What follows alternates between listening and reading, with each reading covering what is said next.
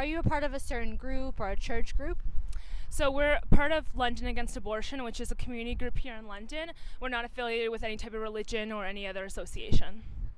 And can you just give us your pro life argument?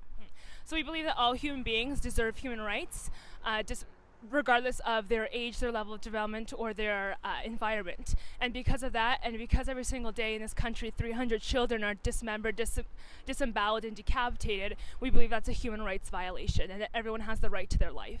So, what made you decide to join this organization? So I and my friend Oriana actually started London Against Abortion, and the reason that we started it is because we've seen the effectiveness of this kind of work in changing hearts and minds about abortion. We want to show people the humanity of preborn children and the inhumanity of what abortion does to them. Then, do you believe that people should try to have as many kids as possible? Because if they don't, then they're limiting the number of lives that could come into the world. You know, we believe in choices, and we think that everyone should have the right to do what they want for their own body. I'm not going to tell you how many kids you should have. When I think that we need to be concerned is when we're talking about another human being's life that is too vulnerable and too weak to stand up for themselves. You say that all human lives are equal, like no matter where they are in the developmental stage. Is that correct? Yeah, of course, and I think you would agree with me that a 6-year-old girl is equally as human as I am at 22. So if our age doesn't dictate our humanity, why should it dictate how many human rights we would get? And I would further say that we find usually in society that we look out for our weaker members. I think you can instinctively say that we should protect children. Why? Because of how young and how vulnerable they are. So in the same way, why wouldn't we extend that to preborn children who are arguably if not the most vulnerable and the most weak in society? Just put a sperm cell and an egg together, that will form a human being eventually. Eventually. And so what I'm saying is that an embryo as well doesn't have the human form. It doesn't have a brain. It doesn't really have a life. It is not viable. And so really, can you really say that is the same as a 30-year-old human being who has a family, a life, has a fully developed brain? I think we need to look at it objectively from the point of view of science. If two human beings reproduce, what species will their offspring be? We know that their offspring will be of the human species. And if that offspring is growing, then he or she must be alive. So when we look at the being with which a woman is pregnant, we know that that being is human because her parents are human. And we know that that being is living because she's growing and developing. And we know that abortion kills that living, growing human being. Isn't abortion then a human rights violation, just like it would be a human rights violation to kill a 30-year-old? Would you equate the action of getting an abortion with the murder of a human being, a 20-year-old human being? Yes, because our age doesn't dictate how human we are. The fact that we are of the human species grants us those human rights. So based on that, then a woman who gets an illegal abortion, if abortion became illegal, should go to jail for, say, 10 years? Like I said, I can't speak to what the repercussions for choosing to undergo an illegal abortion would be. I think that's a discussion that we need to have once public opinion changes in favor of changing public law.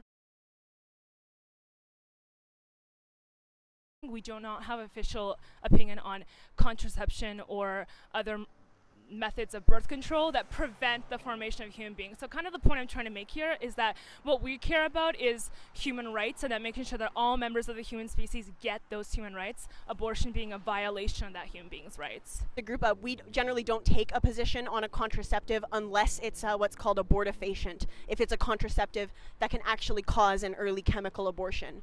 If it's that kind of a contraceptive, like the morning after pill, we're against it because then again it kills the young developing human being, whereas something like a condom doesn't end pregnancy, it just prevents pregnancy. So we don't take a position on something like condoms. Do you think that abortion is wrong no matter what the circumstances, so incest, rape, etc.? I think the circumstances surrounding abortion can often be very complex and difficult, and we need to support women through those situations.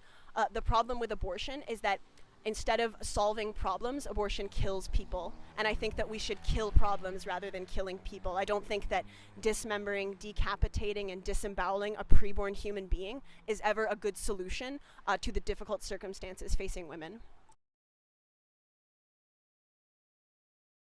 This on all four corners, right? One of the busiest intersections on campus. I just can't help but think like how disgusted I am with people trying to tell other people what to do and not to do with their bodies. I was able to have a conversation with one of the people who are holding the sign, and it is a bit shocking to see those images, but my views actually align with theirs. I'll disclose that I would say that I am pro-life, but I think the effectiveness of actually showing those images is that that's something that's not really known by a lot of people who are considering abortion as an option. I think one of the sad parts of the dispute on both sides of the line, sometimes the pro-choice movement can lean toward covering up some of the details and results of an abortion, both from a physical and an emotional standpoint. So I think the education that provides, showing some fairly graphic images, at least disclosing that to people who are considering it, I think it was good for people to know that there are huge physical, emotional, psychological ramifications of that kind of procedure. It was pretty upsetting, mostly because I think it's very clearly a scare tactic that's meant to evoke a lot of emotion, and I just don't think that that's considered of people who may have very triggering experiences with things like abortion, and to place pictures like that, which are not in any way scientifically accurate, but rather just meant to be grotesque and over the top, is just really upsetting. I mean, I value free speech and their ability to say what they feel. I just think that on a personal note, it's upsetting. It's not your body, and it's not. And the example I used the most was that how are you gonna justify? Say your best friend comes up to you, tells you, "I was just raped. I'm pregnant with the baby. I don't want to keep it." How do you tell them, no, you're gonna have to keep it because that's the right thing to do? When this baby is gonna be born, you're not gonna love this baby. You're conceived through rape. The father's probably not gonna be there. You go through the pregnancy, you birth it, you give it up to a foster home, whatever. It's not gonna get the natural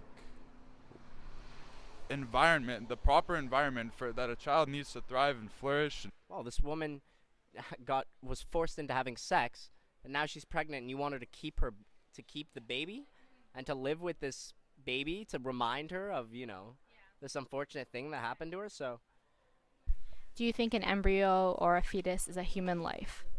No.